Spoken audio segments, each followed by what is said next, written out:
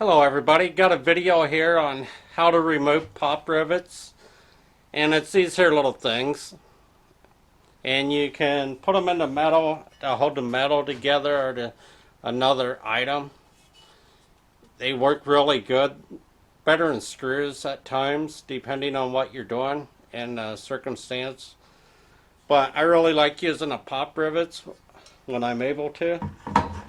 They don't vibrate loose and come out like screws and that can. So I did a video on how to use them and put them in, but I wanted to do one on how to remove them.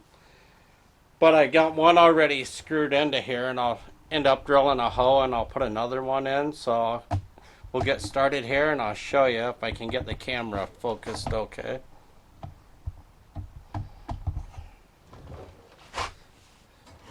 Hopefully you'll be able to see there. Turn around a little bit more, maybe. I need some help with my camera, I think.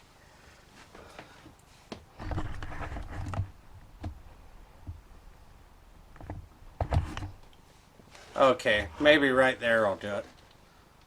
So we got the one pop rivet already in it. I'll drill a hole and put another one in.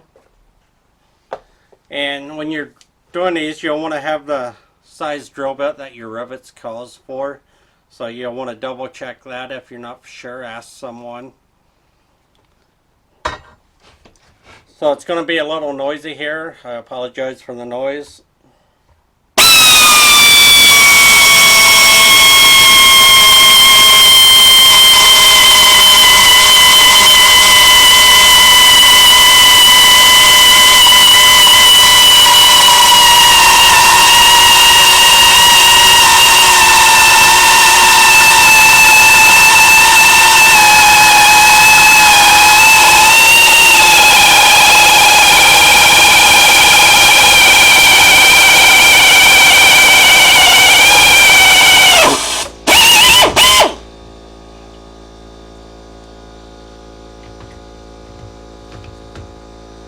Sorry about the noise there, but and I got the air compressor running in the background.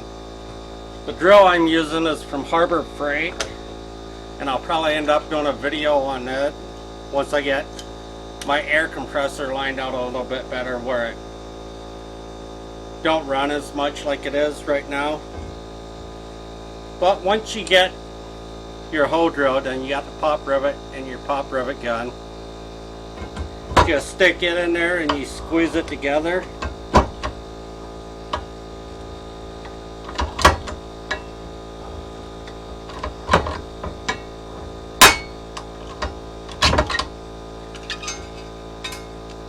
And once that pops off, you'll just have that air little piece left. On the back side, it ends up like this here. It flares it out so it don't pull back through the hole. So one way that you can do these, you can take a little angle grinder and you can take and grind the head off of them. I don't have the right grinding wheel on here. This is a cutting wheel, but I'm going to go ahead and try to using it anyway. So going to be noisy again.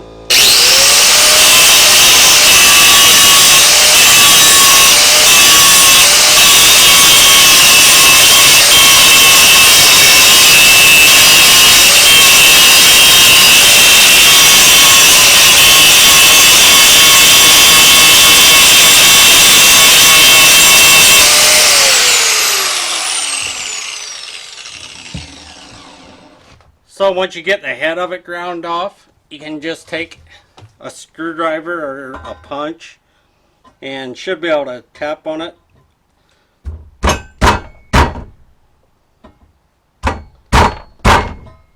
And I should have got a screwdriver in that out to do this with instead of trying to use a drill bit.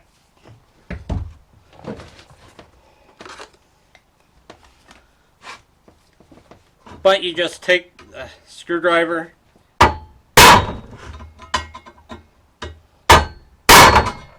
and that one's not coming out. Usually they pop right out for you. But since I'm doing a video, it's not going to do it. We'll try using a Phillips in it.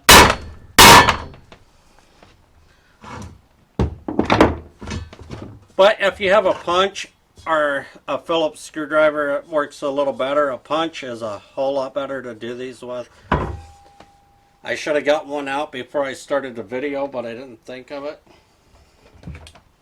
So that's one way to remove them. And the other way is to take the drill bit that you drilled the hole with and just stick it down there and drill the top of it off and that.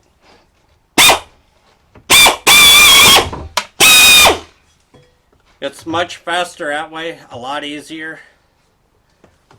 And you'll have that little part that goes up on your drill bit. You can take a little pair of pliers and get that off if you hold on to it and just put the drill in reverse. And I will show you on that.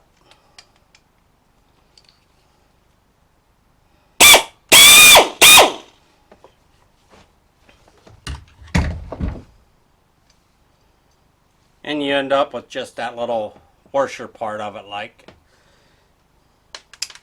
And I don't know if you saw that when I did it for sure.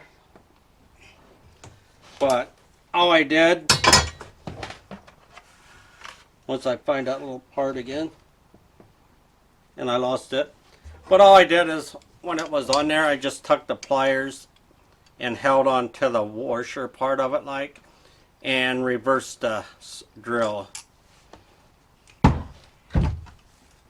I think next time I do a video, I need to get a little bit of help running my camera here compared to doing it this way.